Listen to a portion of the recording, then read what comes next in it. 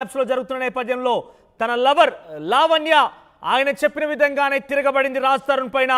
Prasad labs బయట లావణ్య నిరసన చేసింది. ప్రసాద్ ల్యాబ్స్ లో రాజ్ తరుణ్ సినిమా ప్రమోషన్ జరుగుతోంది. తిరగబడరా స్వామి సినిమా ప్రమోషన్ లోపల జరుగుతుంటే బయట లావణ్య రాజ్ తరుణ్ని తిరగబడి తనకి సమాధానం చెప్పాలి. చాలా రోజులుగా రాజ్ తరుణ్ ఎక్కడ కూడా కనిపించడం లేదు. ఆయన ఆచూకీ కోసం పోలీసులు కూడా కొన్ని రోజులుగా వెతికారు. లావణ్య కూడా ఎక్కడ రాజ్ తరుణ్ కంటపడలేదు. అయితే తిరగబడరా స్వామి అనే సినిమా ప్రమోషన్ లో భాగంగా ప్రసాద్ ల్యాబ్స్ కి రాజ్ తరుణ్ చేరుకున్నారు. లావణ్య అక్కడికి వచ్చి రాజ్ తరుణ్ కి తిరగబడింది. రాజ్ తరుణ్ ని కలవాలని లావణ్య ప్రయత్నం చేసింది. కానీ ల్యాబ్స్ లో ప్రివ్యూ థియేటర్లోకి వెళ్లకుండా అడ్డుకున్నారు పోలీసులు. నా రాజ్తో నేను మాట్లాడాలి, నా భర్తతో మాల్వి ఎందుకు ఉంటానో చెప్పాలి, మొగుడితో సంసారం చేసినట్టు రాజ్తో మాల్వి కలిసి ఎలా ఉంటుందంటూ కూడా లావణ్య మెన్షన్ చేస్తూ మీడియాతో మాట్లాడింది. కానీ పోలీసులు తనను లోపలికి వెళ్లకుండా అడ్డుకున్నారు. పెద్ద ఎత్తున అక్కడ ఒక రాద్ధాంతం జరిగిందని చెప్పొచ్చు. సో తిరగబడరా స్వామి ఈవెంట్లో రాజ్ తరుణ్ సక్సెస్.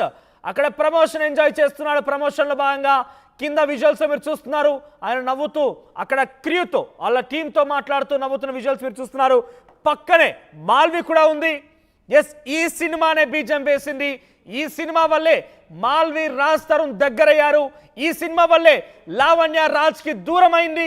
తిరగబడరా స్వామి సినిమా వల్లే వాళ్ళ యొక్క లవ్ స్టోరీ మొత్తం తిరగబడింది. తిరగబడరా స్వామి సినిమా కారణంగానే లావణ్య జీవితం తిరగబడింది. తిరగబడరా స్వామి సినిమా కారణంగానే రాజ్ తరుణ్ జీవితం కూడా తిరగబడింది. ఎవరు ఊహించని విధంగా వారి జీవితం తిరగబడింది. ఎస్, ఈరోజు లావణ్య అక్కడికి వచ్చి రాజ్ తరుణ్కి తిరగబడడం కోసం ప్రయత్నం చేసింది. కానీ పోలీసులు అడ్డుకున్నారు. ఈ నేపథ్యంలో రాద్ధాంతం జరిగింది. ఒకసారి రాజ్ తరుణ్ లవర్ లావణ్య మీడియాతో కూడా మాట్లాడారు.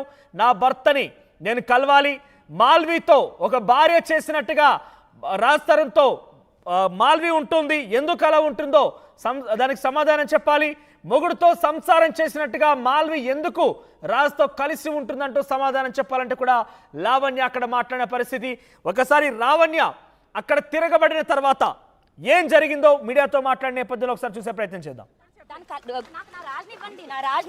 లావణ్య ఎందుకు వచ్చారు మీరు చెప్పండి. దాని మొహం మీద కోడిగుడ్లు కొట్టడానికి, కళ్ళలో కారం కొట్టడానికి వచ్చాను. అవి చేతిలో ఉంటే బాగోదు అని. నా రాజు ఎక్కడున్నాడు?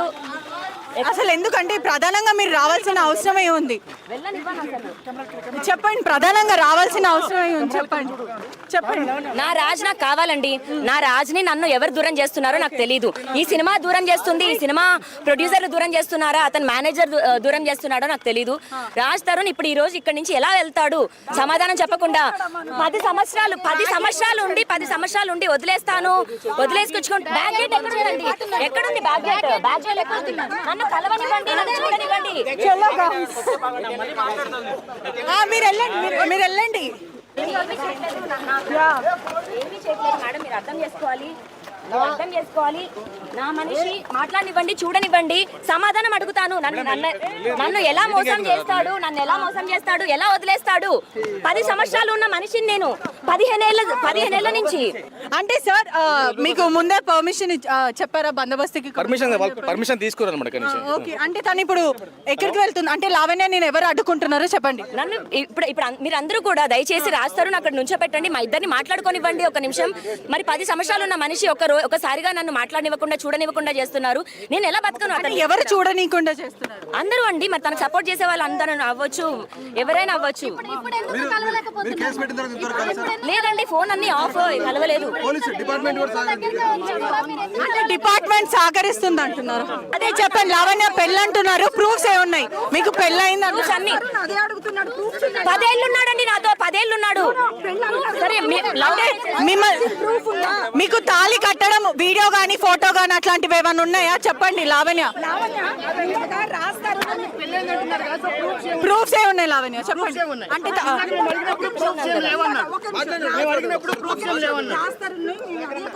పెళ్లి గురించి రాజ్ తరుణ్ ఏం చెప్పాడంటే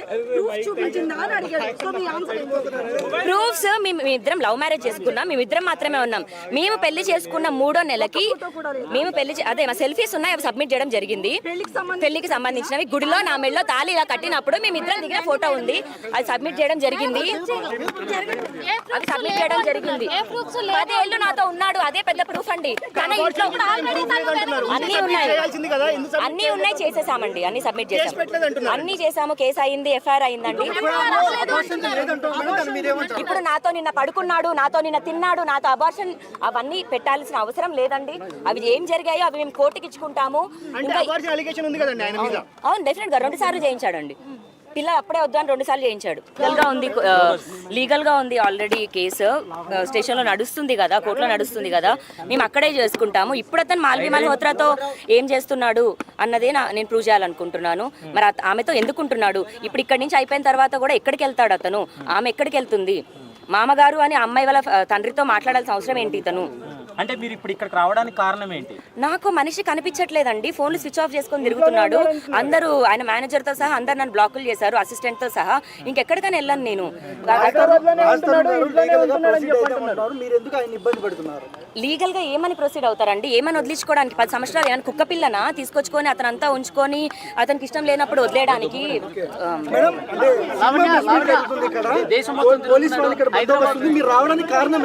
నాకు ఆ మనిషి ఇంకా ఇక్కడే